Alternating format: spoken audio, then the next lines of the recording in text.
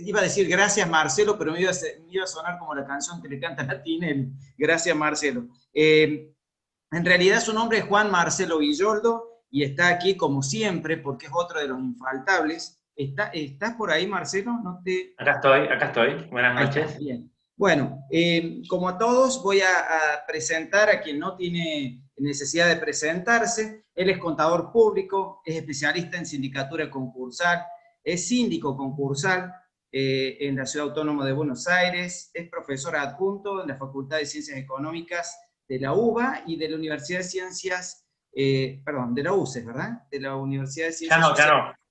¿Ya no? Bueno, está.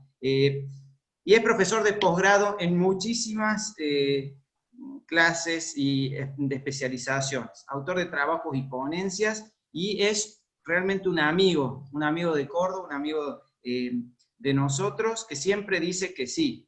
Pero además, ya que estamos con estos currículum que, digamos, se amplían no solamente a lo académico, él de chiquito le pregunté qué deporte hace y me dijo, soy filatelista. Pero bueno, o sea, ni el judo ni el cinturón amarillo Soy OJ de OJ, claro. para el deporte.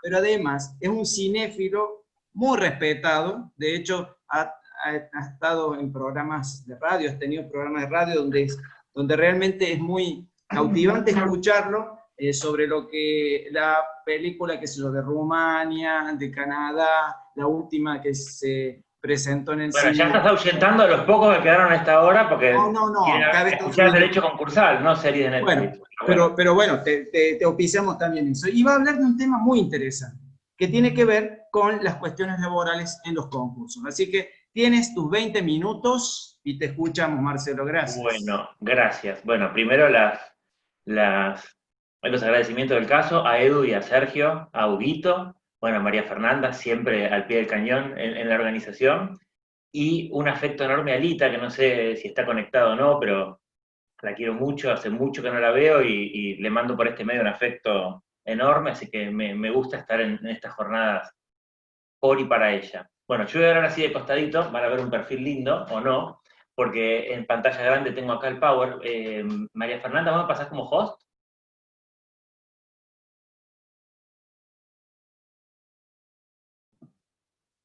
María Fernanda, Están ¿estás ahí? todos, perdón, no tenía habilitado somos el todos host, micrófono. listo. Están ¿Listo? todos habilitados para compartir, así que en principio no Bueno, debería estar el problema. entonces, ahí vamos.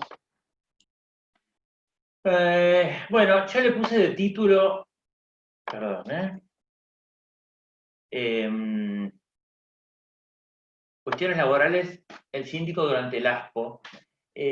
Vamos a abordar algunas cosas del síndico durante el ASPO, no todas, la idea es hacer algo práctico, de distintas cuestiones en las que nos vamos enfrentando los síndicos en el concurso y en la quiebra. La primera cuestión que quería abordar sobre una de las primeras cosas que nos toca a los síndicos, ni bien leemos un auto de apertura del concurso, puedo ser básico para algunas cosas, no sé el nivel del público, pero quizás si hay gente joven, estudiantes y demás, que ya vayan aprendiendo, quizás cuando tenemos que leer la primera manda, porque más allá de lo que diga la ley concursal y seamos expertos en los 295 artículos, después el juez va a completar muchas cosas con las tareas. Por ejemplo, hemos estudiado hasta el cansancio la reforma en materia laboral con el nuevo comité de control y los integrantes del comité de control, que son los representantes de los trabajadores, pero no hay ninguna norma que dice que los síndicos somos los que tenemos que, muchas veces, sobre todo en grandes concursos, proponer la conformación y hasta, entre comillas, fiscalizar hasta controlar el acto, legitimar la realización del acto, que es lo que en la filmina siguiente voy a mencionar respecto a cómo lo vamos a hacer en el ASPO. La ley concursal no establece el procedimiento para cómo elegir el representante de los trabajadores, sino que debe ser elegido por los trabajadores. Y dice representante, con lo cual ya todos sabemos que no hace falta que sea un trabajador, bien podría ser, por ejemplo, un abogado puesto por el sindicato. Bien. ¿Qué hizo el legislador? Como ahí tienen en este caso citado de la sala C de la Cámara Comercial, delegó en el prudente arbitrio del juez. O sea, el juez va a disponer. Por eso, en la autoapertura, los síndicos, cuando aceptamos el cargo, una de las primeras cosas que vamos a buscar es a ver qué tareas me encomiendan. Ah, mira, me dicen que yo tengo que proponerle una metodología.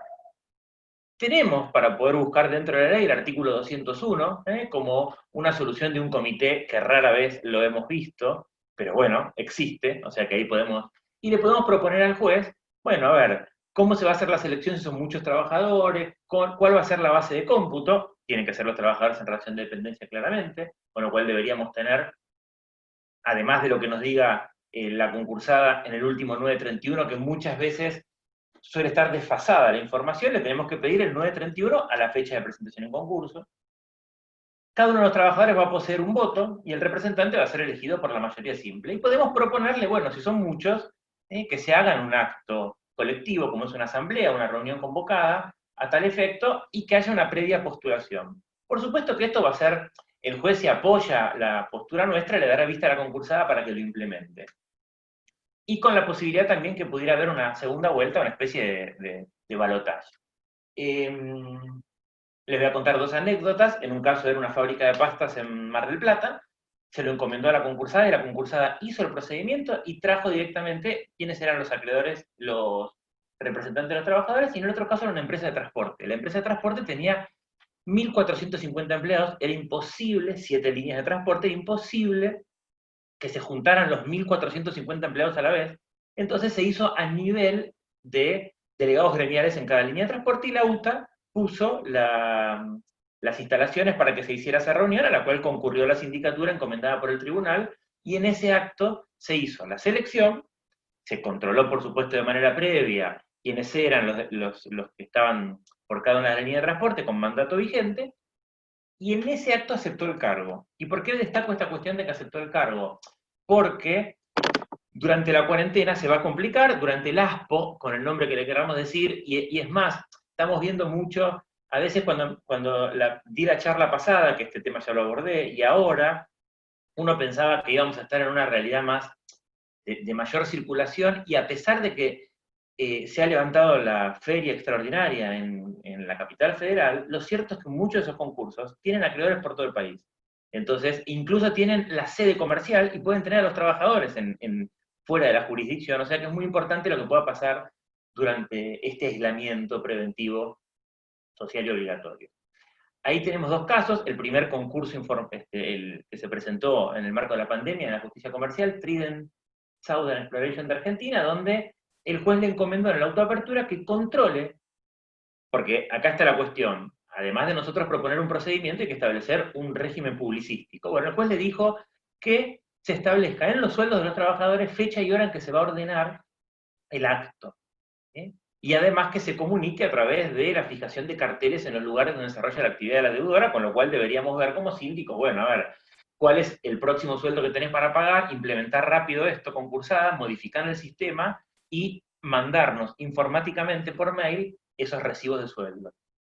En Cofina, otro caso de la capital federal, ordenó poner aviso en todos los establecimientos de la concursada. Cofina tiene domicilio social en capital, domicilio fiscal en provincia de Buenos Aires, pero establecimiento en Córdoba, con lo cual la concursada lo que hizo fue informar la colocación de las copias y además las adjuntó, escaneadas, las fotos de donde lo habían publicado.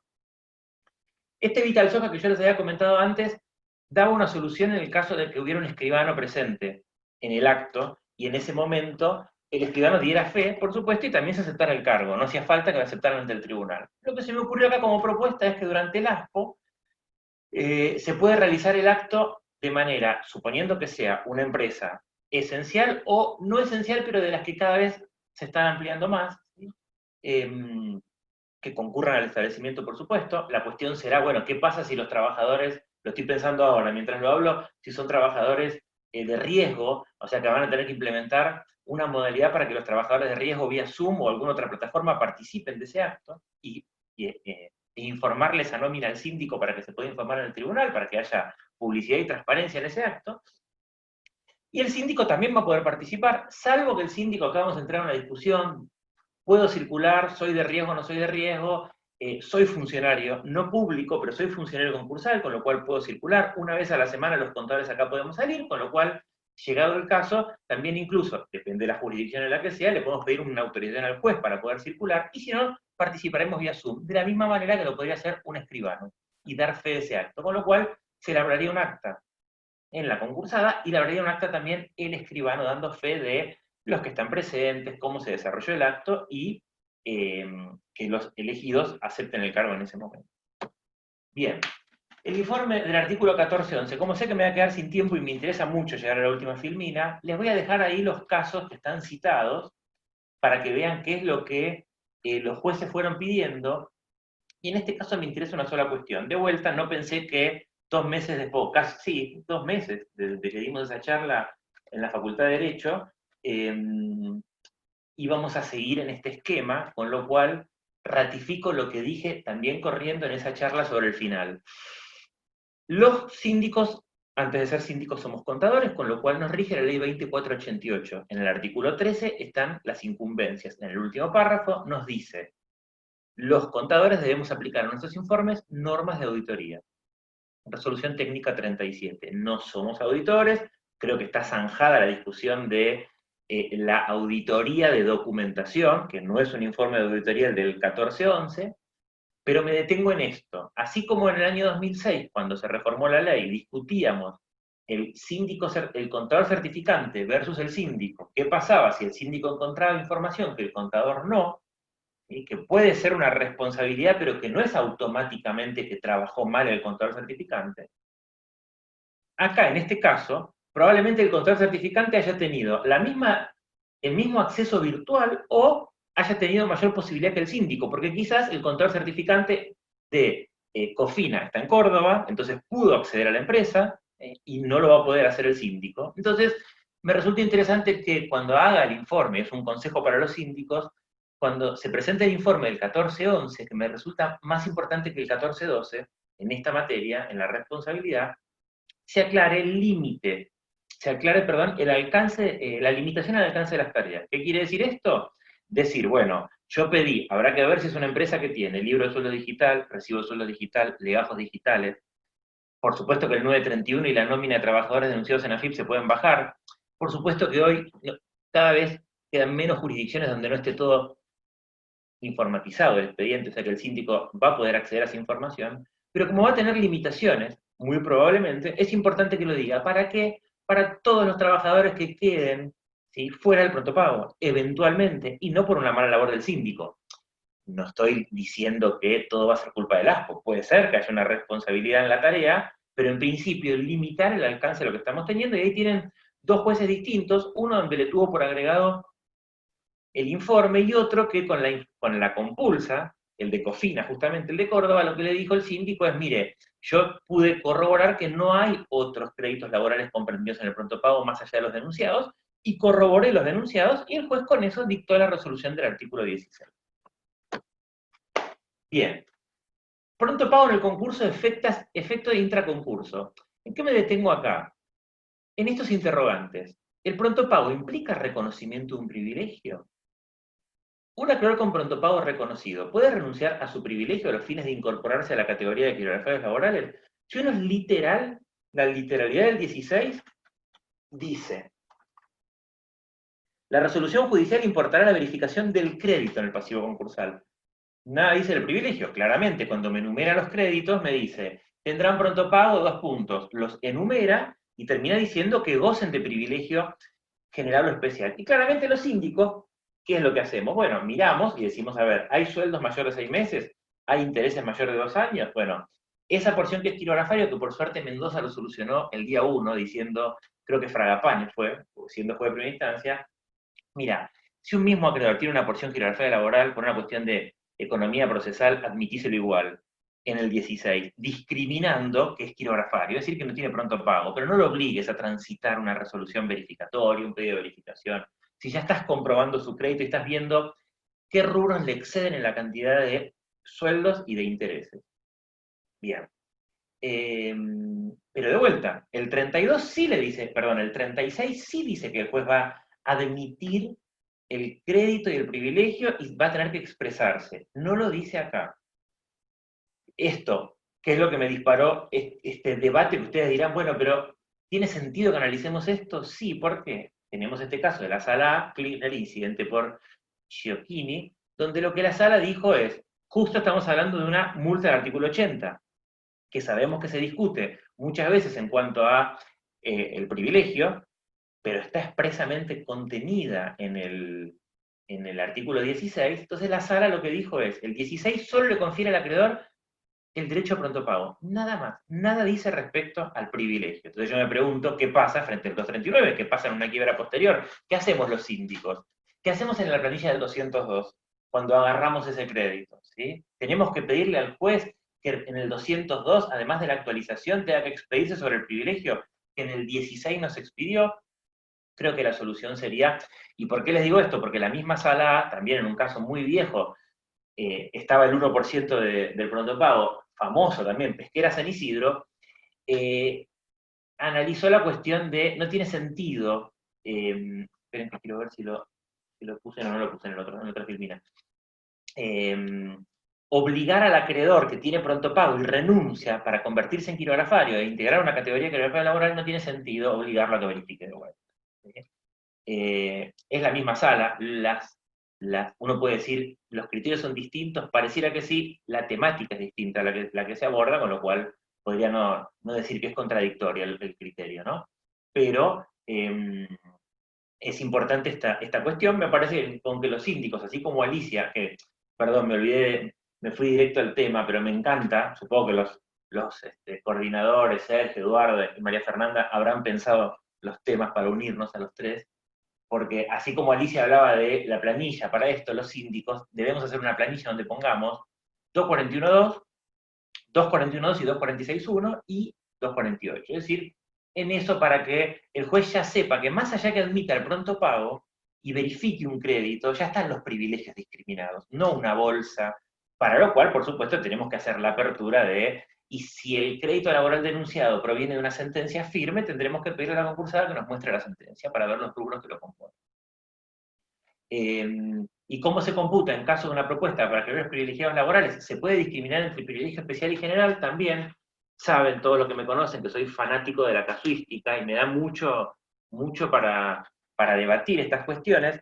Encontré un caso de la sala, un caso de la sala E, donde dijo, Doblametal, concurso incidente de verificación y pronto pago por cantero, dijo, cabe rechazar la pretensión de la concursada tendiente a que se discriminen los porcentajes correspondientes a cada uno de los privilegios especial y general. ¿Qué decía la concursada?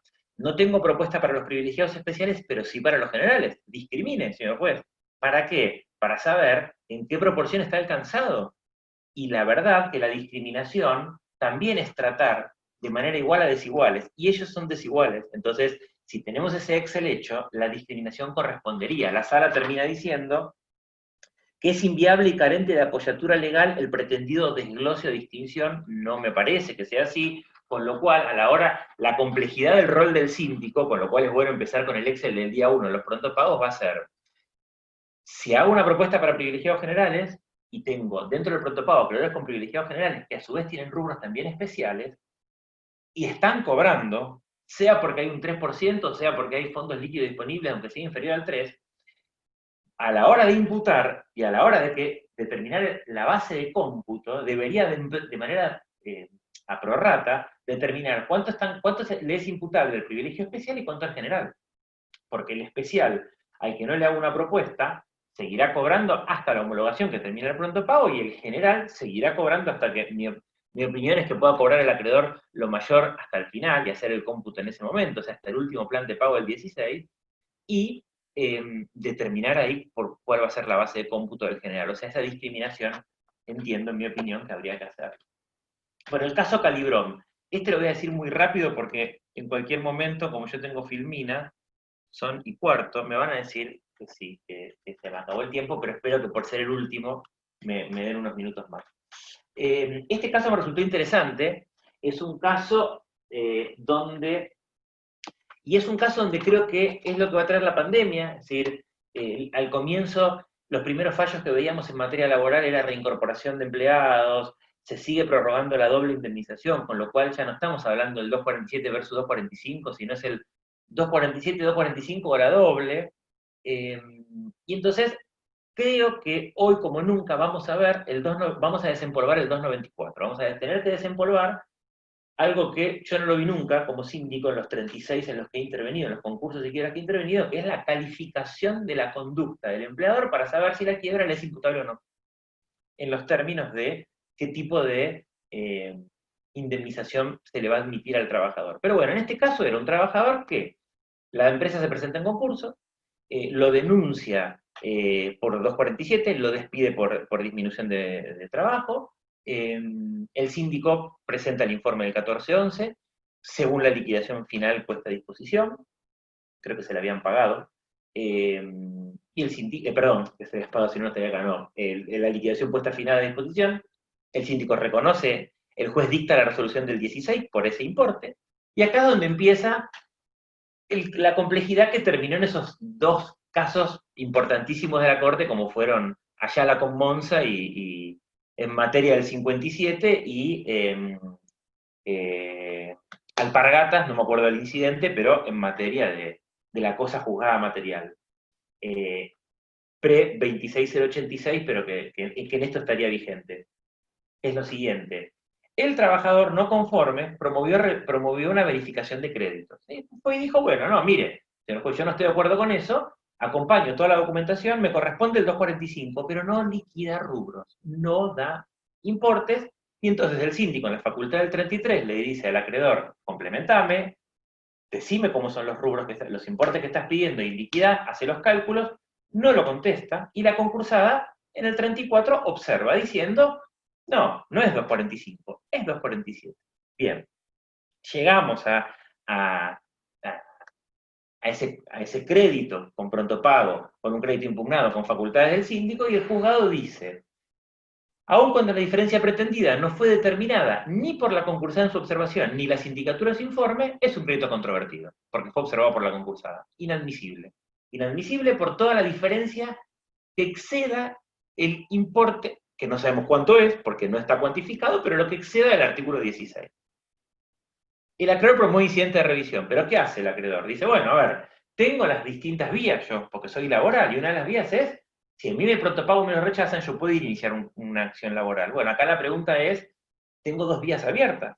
Inicio una revisión, le digo al juez, suspenda la revisión, porque estoy tramitando un seclo para después iniciar la causa laboral, y si no la suspende en subsidio, verifíqueme el crédito. El crédito que no lo cuantifique antes, y no lo voy a poder cuantificar todavía porque hay una acción en curso.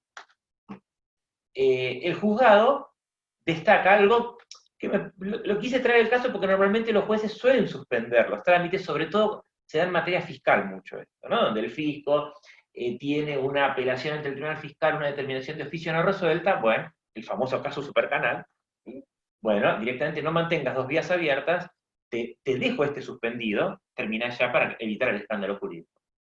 Bien, el juez dijo es antieconómico darle trámite. ¿Por qué? Porque en realidad el acreedor no tiene prohibición del artículo 21. Puede iniciar el juicio, o continuarlo, en este caso iniciarlo, y después venir a verificar tardíamente. Claro, pero este acreedor dejó abierta la vía del 37. No, hay que cerrarla de alguna manera. Si el juez la cierra de esta manera, no fue un rechazo in limine. Resolvió esto que les digo. ¿Qué hizo la concursada? Que la concursada quería tener una resolución en el incidente, porque no fue el incidentista el que apeló, la concursada apela y la sala F de la Cámara Comercial hace lugar, revoca, y dice, el acreedor recuerda las tres vías que tiene, y el acreedor acá optó por el 32. Como optó por el 32, si le va mal por inadmisibilidad, tiene que tener la vía del 37. Obviamente, atrás de esto, el juez tiene que suspender el incidente y esperar que se dicte sentencia en sede laboral.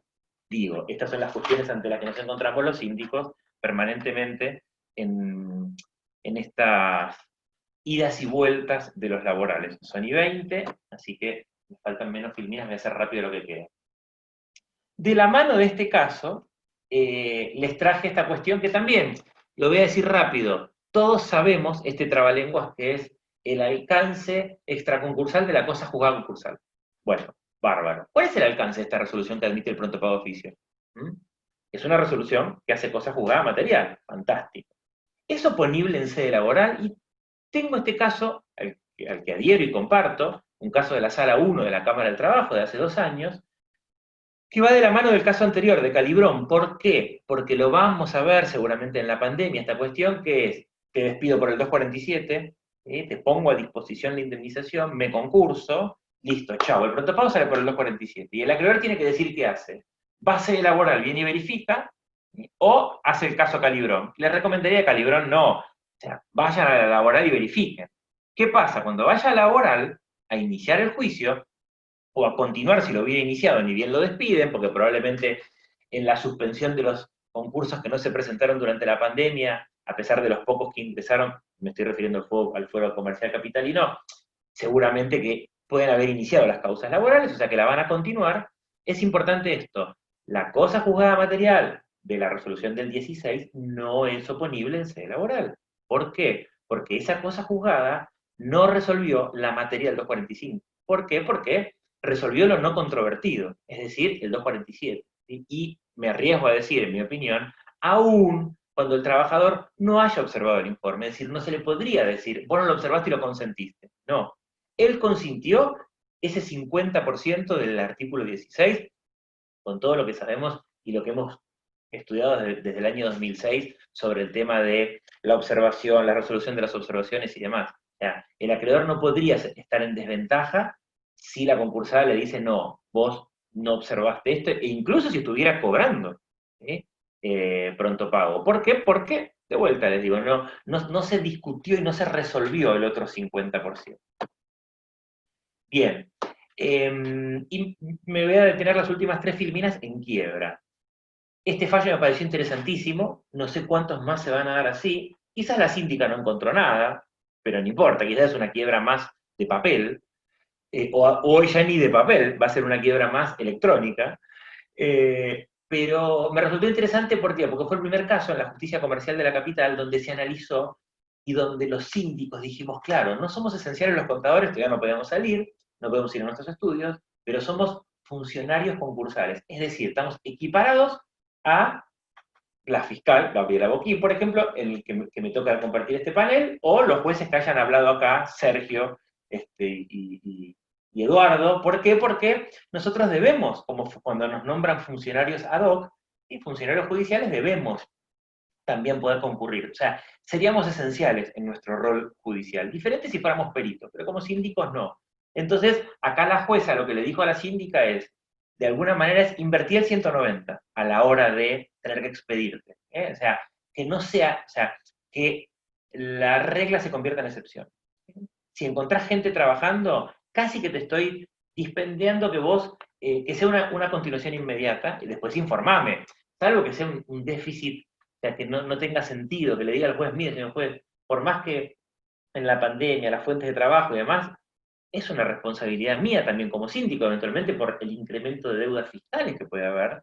Entonces no le recomiendo que continúe. Pero bueno, este fallo me pareció interesante, ¿sí? A la hora de lo que el juez le encomendó cuando hiciera la constatación. Y sí, me dejo los últimos minutos para estas 2 filminas, que son los siguientes. Todo esto ya lo conocen ustedes, ya lo sabemos la mayoría de los que seguramente no sé cuántos quedan en la sala, pero que lo deben saber, que es los efectos de los artículos 196, 97 y 98, que si hay continuación, pero el juez le dice en la resolución del 191, síndico, con estos no sigas, tiene que comunicarle expresamente el distracto, que si no hay continuación de la explotación, el distracto es, las resoluciones de pleno derecho, no hay que comunicarle nada, es por edictos, incluso le traje un fallo que dijo claramente, la sala A, le tocó resolver la prescripción y le dijo, mira, vos no necesitabas comunicación, vos estabas comunicado por edicto. Aunque me pueden llegar a decir, no, pero Clínica Marini, bueno, pero Clínica Marini fue para el 218. ¿Sí? Acá no conozco jurisprudencia que le hayan dado al laboral y decir, no podía no enterarme de que se decretó la quiebra, mi empleador estaba en quiebra. Pero ¿por qué me quiero detener en esto? Porque ¿pueden continuar los contratos de trabajo sin que continúe la explotación? ¿Y qué ocurre con los actos realizados por el fallido con la clave fiscal? ¿Son oponibles? Eso es lo que más me interesó. ¿Por qué? Porque en un caso, cuando nos tocó hablar con Sergio y Eduardo, hablamos tantas cosas de jurisprudencia de fideicomiso que este caso no lo llegamos a abordar. Es el caso fideicomiso Taxodium Vida Par, que podría darse en cualquier quiebra. Yo soy el coliquidador de ese fideicomiso, y por supuesto el fideicomiso inmobiliario estaba paralizado hace años, con lo cual no hubo continuidad de la explotación. pero hubo continuación de los contratos de trabajo. ¿Por qué? Porque en el marco del 240, los 4 trabajadores cumplían 24/7 el trabajo de custodia, mantenimiento del predio. Cortar el césped, ¿sí? Mantener arreglado para, a la hora en que se pudiera vender, vieran no un predio totalmente tapado de pastos y abandonado, incluso intrusado. Los beneficiarios seguían poniendo plata y los sueldos se seguían pagando. Entonces, acá se había dado la cuestión de, ¿pueden continuar los contratos de trabajo sin que continúe la explotación? Sí, puede haber continuación. ¿Y por qué les quise contar este caso? Porque el juez, no está firme este caso, el juez consideró, en una cuestión anterior, le tocó resolver si se aplicaba el periodo de sospecha o no en las normas del periodo de sospecha, y dijo, el 1687, cuando reenvía la ley concursal, lo hace en materia procedimental y no de fondo. Entonces el juez tampoco aplicó esta norma de fondo. Es el primer caso de liquidación de fideicomiso que yo sepa en el país, donde se abordó la materia laboral, con lo cual consejo para los síndicos que les toque intervenir en la continuación de contrato de trabajo en quiebra, sin continuidad de explotación, porque, ¿qué es lo que se planteó acá? ¿Por qué les estoy trayendo esto? Porque nosotros nos opusimos al pago del preaviso y al pago de la integración del despido, y el juez se lo dio. Y nosotros, mal que me pese, hay fondos en el expediente para que puedan cobrar, pero el malgrado de tener que apelarle, es más malgrado que el que dijo Alicia, porque estamos acostumbrados a apelar por alto, pero acá yo le tengo que apelar a un laburante con plata en el expediente para pagarle, pero si yo no le apelo, el resto de los coacreedores me van a decir, pero ¿por qué estás consintiendo esto? Entonces, sería interesante en situaciones que les toque así, que quede claro y que los trabajadores entiendan que a ellos les rige este régimen, sin continuidad de explotación, pero con continuidad de los contratos de trabajo. ¿Y qué ocurre con los actos realizados por el fallido con la clave fiscal? Me quiero detener en esto en lo siguiente. Sabemos todos los síndicos que nos han tocado ir a la AFIP, esto no es crítica a la AFIP, pero tener que ir a la AFIP, hoy quizás es mucho más rápido, porque tenemos el diligenciamiento electrónico de oficio y demás, pero así todo, la AFIP va a tener su tiempo. Entonces, entre que le decimos al juez, saca un oficio a la AFIP, lo tengo que diligenciar, tengo que presentar un multinota en la agencia, desvincular a todos los firmantes y vincularme a mí, en ese lapso, la fallida podría realizar, y lo hablo con un caso puntual, donde la fallida modificó y dio bajas de trabajo, de contrato de trabajo. No son oponibles. Salvo que el juzgado lo autorizara. Salvo que hubiera como un 110, el 110 que dice el fallido puede realizar actos conservatorios hasta que el síndico acepte el cargo. Ese mismo caso lo he visto resuelto, he visto hace poco que la jueza le habilitó a la fallida que pudiera vincularse para las moratorias. No para la que el otro día tuvo media sanción, sino para la anterior. Ahí sí él tiene la legitimación residual del 110. Pero el juez expresamente le autorizó a que se pudiera vincular. ¿Sí? Pudiera estar vinculado el presidente desapoderado, el representante legal, su quit con la clave fiscal su clave fiscal con la quit de la fallida. Pero en este caso no son oponibles. Es algo que los síndicos tenemos que hacer rápido, si hay trabajadores, para rápidamente desplazar a todo el mundo, desplazar a los firmantes, entrar a la FIP, a todos los autorizados, tener que sacarlos, quitarles la autorización que tenían, y nosotros no podemos ser responsables, pero en la demora podríamos serlo. Y lo último sí, Sergio, ya sé.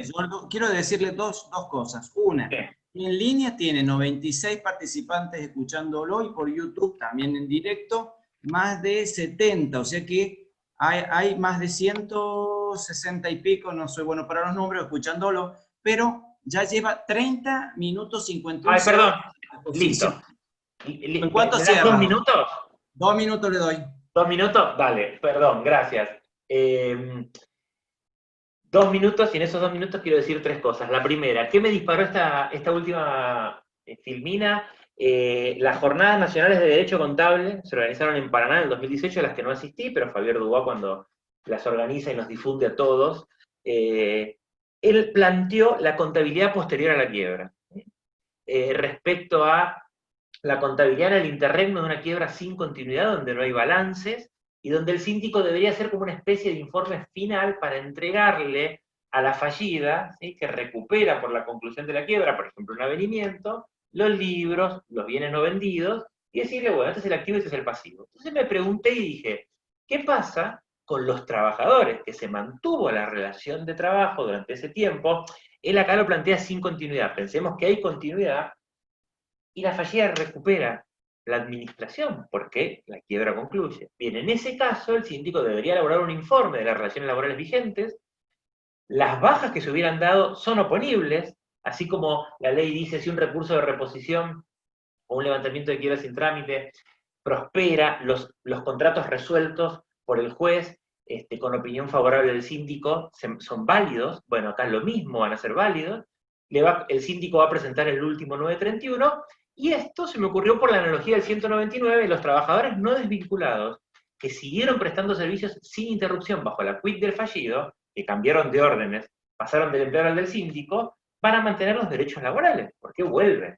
Después el empleador, si los despide, o sea, si mantienen los derechos laborales cuando el adquirente es un tercero, con más razón si el fallido vuelve. Este era lo número 1, y lo número 2 y 3 que les quería decir es que me gustó de lo de Alicia, respecto a lo que ella abordó, y quería dejar esto último, que es Clínica Marini. En su momento, en una charla que dio Gabriela Boquín, le pregunté, ella destacaba Clínica Marini, y hablábamos de que la Sala F llegó a decir incluso que al domicilio que habría que notificarle a nuestra Clínica Marini es que no alcanza con los edictos para los laborales, sino que hay que notificarlo. Pero claro, la Corte dijo en el constituido, y el constituido suele ser el del abogado, y quizás perdió contacto con el cliente. Entonces la Sala F dijo, no hay óbice, no hay impedimento para que sea el real. Sí, el impedimento es que tiene que haber, la cédula la va a hacer el síndico, y tiene que haber plata para eso. Si hay fondos, se afectarán y se gastarán, y tardará mucho, mucho tiempo, mucho más del que dijo Alicia, de los meses que pasan entre intereses.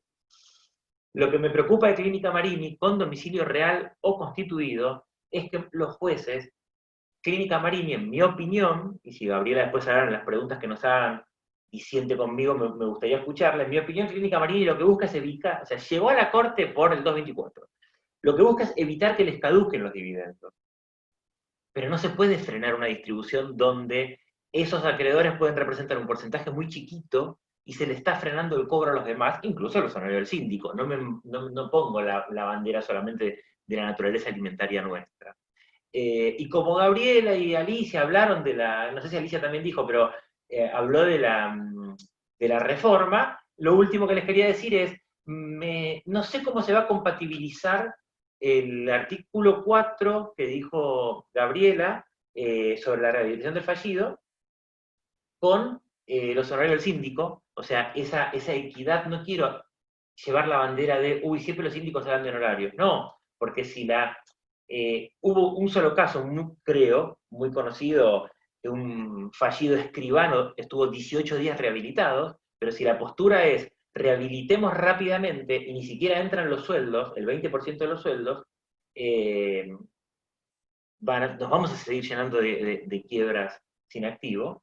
Pero sobre todo me preocupa dentro del artículo 2, el inciso quinto, cuando dice prohibición de embargos. La prohibición de embargos está perfecto, pero dice prohibición de embargo de cuentas bancarias, a excepción de los créditos naturales alimentarios. Ahí veremos cómo se compatibiliza eso con la jurisprudencia nacida en Córdoba a raíz de cuando Sergio estaba en la Fiscalía con Pancho, y logramos que la Sala D, acá en la capital, y la C también, permita que los síndicos podamos embargar sueldos posteriores al año para cobrar por el carácter extraconcursal del 240, pero me llama la atención esta cuestión de la excepción del embargo para el cobro de los prontopagos laborales. Si sabemos que los prontopagos laborales no se ejecutan, me preocupa eso, no sea que se transforme esto en que si no hay fondos líquidos disponibles o no alcanza el 3%, directamente los jueces van a mandar a ejecutar las sentencias del artículo 16, porque lo dice el artículo 2, inciso quinto. Gracias por todo el tiempo que me diste, y perdón porque me diste más tiempo que a Gabriela y a Alicia. Gracias. Sí, y quiero primero felicitarte, agradecerte. Con respecto al tiempo, Graciabi le está quejándose por mensajito de texto, y si a mí no me dieron los dos... No me importa, Graciabi. Bueno, gracias, Marcelo. Un contador habla más que un juez, decirle. Claro, como siempre, excelente, un lujo, la verdad. Y bueno, y ya poco nos queda. Si podés sacar esta pantalla, gracias. Perdón. Tengo dos preguntas para Alicia. Cuando abres las preguntas, tengo dos preguntas para Alicia. Bien, bien, pero estás como muy exagerado porque vamos a hacer una por disertante por la hora. Esto se Por tenía la que hora. terminar a las 7 y son las 20:36. Pero si Fíjense, tienen lo ganas de escuchar las apasionante. respuestas, no le hagas, no limites, si todos siguen en la sala, que Bueno, es contesten verdad, es todos. verdad. Está Es bien, cierto. está bien. Si Alicia y Gabriel aceptan contestar todo, quedémonos. Está bien, está perfecto. Escuchá, no sé si está la doctora Boquín, que me parece que hay una pregunta interesante para ella. Vamos a empezar Sí, por acá. ella por el orden de exposición. Yo tengo, Eduardo, una para ella, que a lo mejor es la misma, que dice, es Mauro Sebastián Ley, no sé, quedó Sí, ahí. esa. En el caso de vulnerabilidad de un hijo discapacitado del fallido, ¿podría cobrar del producto de la liquidación de los bienes por causa de cuotas de alimentos devengadas con posterioridad a la fecha de la sentencia de quiebra? Bueno, es una pregunta recontra interesante, porque él está hablando del hijo discapacitado, del fallido al cual se le deben alimentos. Como ustedes saben, hay una norma expresa, que es el 156 de la ley, que establece que los créditos alimentarios pueden cobrarse sobre la masa los anteriores. Los posteriores van con la suerte de todo crédito nacido con posterioridad.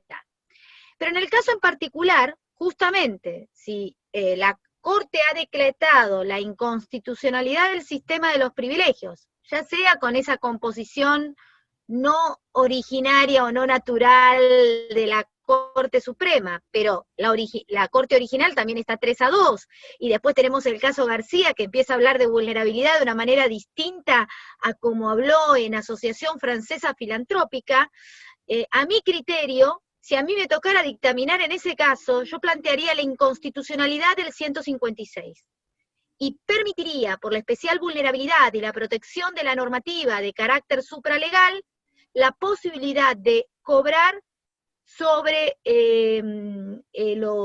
sobre bienes aún de la masa, o sea, sobre el activo líquido de la masa, porque me parece que es un derecho superior, y si decimos que el previo, según Instituto Antártida, es un privilegio del primer orden, prioritario, por sobre los privilegiados especiales, creo que la misma vía va para el 156.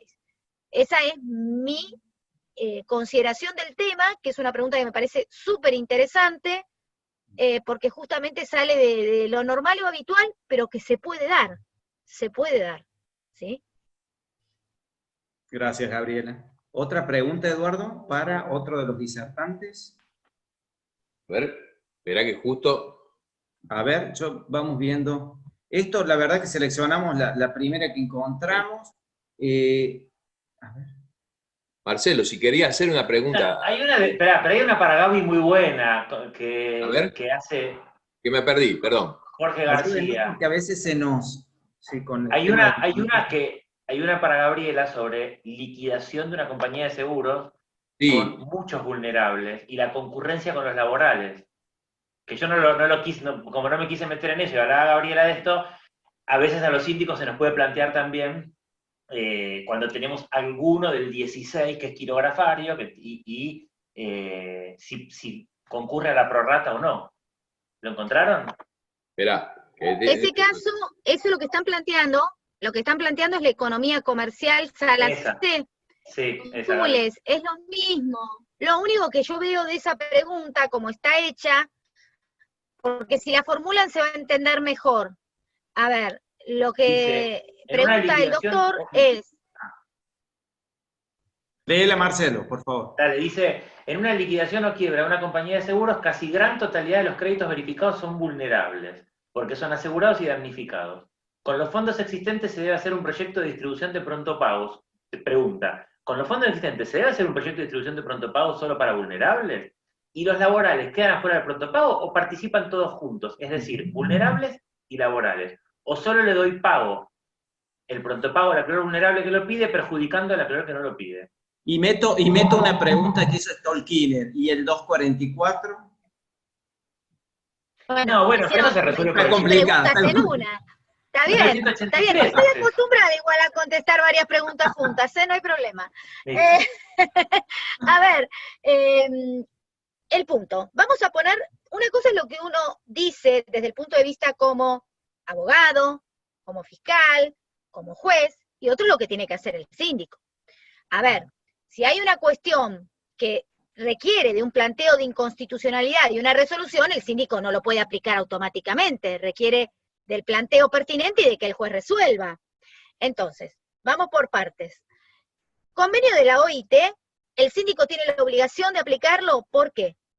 En los proyectos de distribución, digo, ¿por qué? Porque eso es norma supralegal, escrita, que sí o sí debe ser incorporada, y lo dijo aparte la Corte ya en pinturas y revestimiento, con lo cual ahí no necesita, no hay una declaración de inconstitucionalidad de la normativa concursal, sino que lo que dice es, por ejemplo, el crédito laboral, si ustedes tienen que hacer un proyecto, crédito laboral, Estado, el Estado siempre queda abajo del crédito laboral en los rubros que dice el convenio de la OIT, que ojo que son hasta 12 salarios, no 6 como tiene la ley.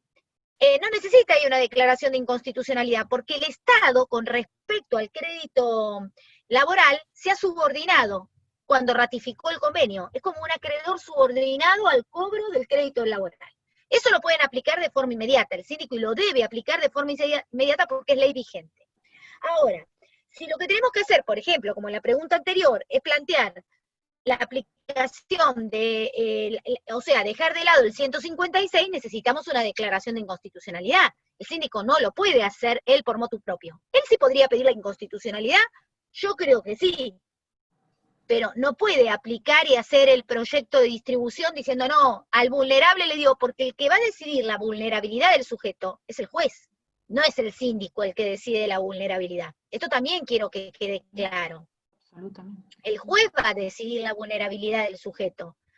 Porque en el caso justamente que plantearon, miren, yo les cuento, en la economía comercial, también era un caso de que eran todos asegurados. El hecho de ser asegurado por un accidente de tránsito no nos pone en carácter de vulnerables de por sí. Por eso yo digo que hemos superado eso sería un acreedor involuntario. Pero estamos en un marco en que hemos superado la noción del involuntario para hablar ya de vulnerable. Y como les dije, si leemos a Luna en el tema de la metáfora de las capas y de las capas de vulnerabilidad, capaz que yo fui perjudicada, Gabriela Boquín fue perjudicada por un hecho, un siniestro, y el seguro no me cubre, pero yo no tengo la característica de una persona vulnerable en ese contexto. Por eso Luna dice, veamos las circunstancias y el contexto. Pero si agarramos a un adulto mayor, y está diferente que con relación que conmigo, o a un niño, y encima si a eso le agregamos una discapacidad, y en la economía, ¿qué pasó? Hicieron una diferencia. En un caso lo rechazaron porque era un adulto mayor, pero lo consideraron que no era vulnerable porque no estaba enfermo. Yo eso no lo comparto. Si era adulto mayor ya tenía una protección legal dada por la ley. Pero la Cámara los separó, eran los dos adultos mayores. Uno tenía 2 años más que el otro, pero no, esa no es una cuestión de diferenciar, porque en realidad el convenio lo que dice es que todo mayor de 60 es un adulto mayor, y que la legislación nacional puede establecer otro límite, pero que no puede superar los 65 años. O sea, cuando estoy arriba de los 65 años, sí o sí soy adulto mayor, de acuerdo a la convención. Entonces, acá en el caso eran los 2 adultos mayores y la Cámara decidió a uno otorgárselo porque aparte agregó la situación de la enfermedad. Y esto es lo mismo que hizo la Corte en el caso García, porque en el tema previsional eran todos adultos mayores, pero dijo, esta adulta mayor aparte tiene un problema de una enfermedad y tiene que atender su enfermedad con su jubilación. Entonces, esto no lo puede decidir el síndico, no es el síndico el que va, el síndico tiene que hacer el proyecto de distribución, salvo planteo de la parte, cuando la parte hace el planteo, debe resolverlo el juez. La vulnerabilidad la tiene que decidir el juez, ¿sí? No puede decidirle el síndico en el proyecto de distribución. Y respecto del 244, me van a matar porque lo que le voy a decir acá a los síndicos. Es como decir, al pis te perdiste. Pero si hay un vulnerable que se lleva todo, y sí, lamentablemente sí, porque el tema es que el crédito del síndico el crédito del síndico tiene un carácter alimentario. Prestamos a un sujeto, vamos a poner que el sujeto sea uno como Instituto Antártida, vamos a poner un caso extremo, ¿no? Menor con discapacidad, se lleva todo, no me queda nada, y no queda nada, sí, no queda nada. Esto es lo que dijo la Corte, ¿eh? No lo digo solamente yo, en Instituto Antártida. Lo que yo sí creo es que siguiendo la escuela de Córdoba, va a poder el síndico, como se considera extraconcursal, poder seguir cobrando con bienes hasta que le cancelen el crédito, no solo con bienes de la masa, sin necesidad de la declaración de ninguna inconstitucionalidad de ninguna norma. Porque en este sentido, sí creo que los honorarios del síndico se producen como consecuencia, pero como consecuencia del proceso concursal, pero con posterioridad a la presentación. Esto espero que haber satisfecho. Sé que no le va a gustar lo que dije con respecto al 244, pero es lo que me parece que surge claro de la interpretación de Instituto Antártida y de la letra propiamente de la... ¿Pero en Antártida desplazó al 244 también? Es que la Antártida te desplazó todo porque te dijo prioritario de primer orden. O sea, te lo puso no solo por sobre los privilegios especiales, prioritario con respecto de los privilegiados especiales y de primer orden. Todo arriba, no sé. O sea, es más, utilizó palabras que no existen en nuestra legislación concursal. Lo que quiso decir es, cobra primero antes que todo. En Instituto Antártida. O sea que la respuesta a lo que te pregunta García, ahí te dejo, Ali, la respuesta, si tenés una resolución de un vulnerable, hipervulnerable del juez, en un 183, un hipervulnerable, en un 183 está por arriba de todo, está por arriba de los laborales y está por arriba del 244. Según la respuesta que dio la Corte en Instituto Antártida, sí. En el caso puntual, yo le digo lo que pensé.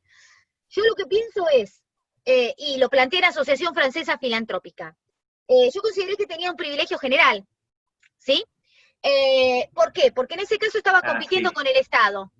Sí. En el caso puntual, por eso hay que ver caso por caso. Sí, en el caso que planteé el recurso extraordinario en Asociación Francesa Filantrópica, el tema era que competía con el Estado, y fíjense lo ridículo.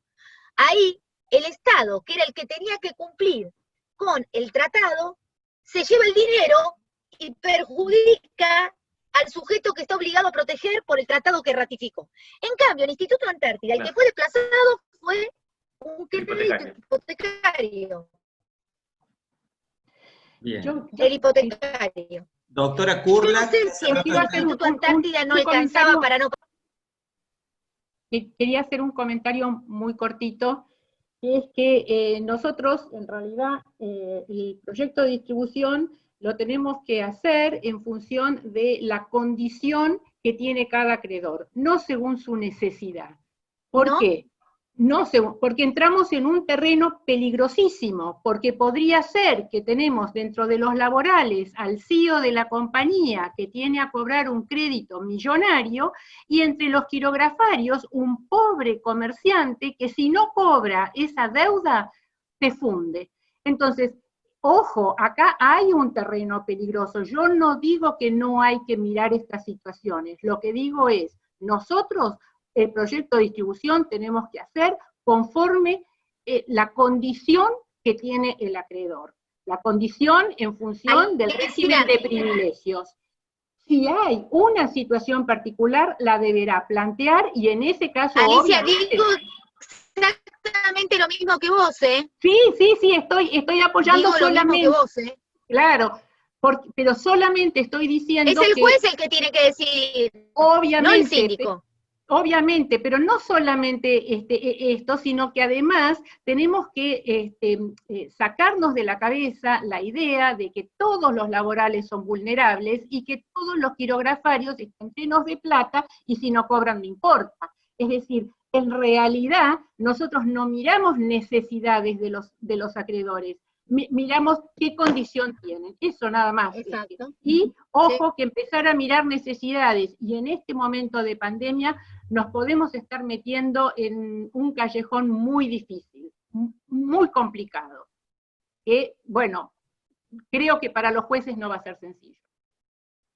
Ya lo creo. De acuerdo, Gabriela, totalmente de acuerdo con vos, simplemente quería darle esta vuelta de lo que es la condición del acreedor y lo que es su necesidad. Marcelo. ¿Le hago, Edu? Marcelo, mirá, estamos casi a 10 minutos de 5 horas de conexión. Así que Bueno. lo más breve posible. y Cerramos, haces la Cerramos. pregunta y cierra. Y 10 cerramos. minutos más no nos cambia nada. Alicia, No, le no, quiero no. hacer- ¿Eh? 3 preguntas le quiero hacer a Alicia relacionadas con el tiempo, que son las siguientes. Por el Piedad, tiempo, Marcelo. puede responder Cuando- una de las cuando- tres, Alicia. En el transcurso que va entre la presentación del 218 y la readecuación, con los intereses ganados, primera pregunta. Pero las preguntas van a tener como premisa que en la práctica cada vez más los jueces nos regulan cuando son los 3 sueldos de secretario, los 3 sueldos de secretario, a veces la Cámara confirma, es decir, cuando no hay mucha distancia entre lo que nos regulan y nos confirman, en quiebras donde hay activo para distribuir. Pregunta, ese incremento porcentual, si es que la Cámara confirma, por ejemplo, ¿no? ¿Qué es lo que suelo hacer yo? Lo ajusto, esa prorrata, ese ajuste porcentual de incremento, lo ajusto en los honorarios, Obviamente. en la readecuación. Porque los honorarios se tendrían que haber cobrado en una oportunidad, no se Perfecto. cobraron, mis honorarios estuvieron en el banco produciendo intereses, esos intereses son míos. Como Pero son se, de todos los acreedores. reajustan con lo que se obtuvo de intereses. Sí, no con pero otro- se reajustan el mismo porcentaje que se ganó. A prorrata, Sí. a prorrata, Bien, perfecto. en función de la magnitud de cada crédito. Bien, segunda pregunta. Estamos atados al sueldo de secretario. Si, vamos a hablar de Capital porque no conozco el resto de las jurisdicciones. En Capital, hoy la UMA vino de alguna manera a sortear el dictamen de Gabriela de la inconstitucionalidad de la prohibición de indexación, ¿no? Bueno, la UMA vino a sortear, o sea, hay una ley que prohíbe indexar, pero el Congreso permitió que ajustemos los honorarios. ¿Qué se ve en la práctica? Que el honorario que nos regulan el sueldo de secretario del 218, y cuando la Cámara, si le parece bien y confirma, no confirma el nuevo sueldo de secretario. No. Lo que pasa, Marcelo, ¿Cómo es que ajustamos eso? lo que pasa, Marcelo, es que creo que estamos dando vueltas siempre alrededor de lo mismo. Creo que habría que reformular todo el proceso, porque pretender que se trabaje gratis me parece que es inadmisible. Entonces, en realidad, lo que hay que hacer es reformular todo y ver de qué manera se financia la tarea que hacemos. Pero no con si le ponemos un poquito más de acá o lo sacamos un poquito más de allá, es replantearlo. Si no hay plata ni para los honorarios del síndico, ¿saben qué? Hay que cerrar, no tiene sentido. No, la cuestión es cuando hay, Ali. No, eso es cierto, la cuestión es cuando hay. No tiene sentido. Okay. Entonces, estamos años detrás de quiebras, que nadie cobra nada. ¿A quién se beneficia con eso? Es decir, Y la creo que tercera hay que pregunta repensar el tema. es una opinión que quizás va a ser más del eje Ferenda la respuesta, pero no sé qué opinas vos, porque la práctica nos ha dicho que hay distribución. Siempre me acuerdo de un artículo de Truffat sobre la distribución parcial que existe. Aunque la ley la voló, sabemos que hay quiebras. Por ejemplo, Clínica Marín iba por la 8ª distribución, pero me parece que Clínica Marín era complementaria. ¿Qué pasa cuando los síndicos hacemos distribuciones parciales, sea por el 183, y nos regulan en cada distribución parcial? Y nos dicen, no, pero mirá que la escala del 267 te contempla los 25 años que te duró. O sea que si te regulé 3 sueldos ahora, el proceso que viene es gratis. No, cada distribución complementaria tiene su porcentaje de... No complementaria, parcial anterior a la final. No, bueno, Marcelo, porque en cada distribución la base... Alicia. No, Ali. Marcelo, porque en cada distribución la base que se distribuye es diferente. Okay. Entonces, los honorarios se regulan en base a cada una de las distribuciones. Así lo aplicamos en Rosario. Sí, y si la base regulatoria se aumenta por intereses, ya en esos nuevos intereses no constituyó la base regulatoria anterior, sino que es la nueva base regulatoria. Entonces, si tenés, no importa todas las distribuciones que tengas, porque siempre vas a tener bases regulatorias diferentes y montos diferentes a distribuir. Te hago el emoji, mira, a las dos les hago el emoji. Dos comentarios que no me dejaron los fallos, pero hay tenía 2 fallos que quería compartir, que en el caso de moneda extranjera se considera que son más activos, son nuevos activos, y sobre esos nuevos activos se admite la regulación de honorarios. Buenísimo. No había tenido tiempo. Bueno, Con esto, Alicia, has dado perdón cierre. la interrupción, pero me parece que nos estamos yendo demasiado del tema. Ahí está Huguito, lo está viendo. Nada, simplemente ahora viene como el aviso parroquial o el aviso de la mesaza de Mirta mañana, que antes de irnos se los digo. Mañana, sábado 8 de agosto, a las 10 de la mañana arrancamos, si es que no nos quedamos dormidos, porque miren la hora que es, el caso Vicentín y el resguardo de las instituciones de la República por Ricardo Prono, concurso de las personas humanas, el doctor Horacio Garabuzo, y luego un panel muy interesante que nos va a contar sobre el derecho concursal comparado y la situación del COVID-19. Alicia Ferrer de Uruguay, Aurelio Gurrea Chale de España, Estefanía Paqui de Italia y Diana Rivera de Colombia. Muchas gracias por todo. Ha sido una jornada más que maratónica. Estaba pensada para 3 horas y estamos en 5. Gracias a todos. Felicitaciones y muchas gracias. Un aplauso. A Muchísimas Darío gracias. Graciávile, para que no se ofenda el magistrado, que no somos funcionarios públicos. Ya me lo dijo por WhatsApp. ¿Qué es ser funcionario no público? Darío, por suerte, es de los poquitos que consideran que Amiano no nos resulta aplicable. Así que nada, para que no se ofenda, que no se lo contesté en vivo y que quede grabado. Bueno, mandale un WhatsApp después. Ya se lo mando. Un abrazo y nos vemos mañana. Gracias. Nos vemos mañana, gracias. Chao. Muchas gracias. Salimos.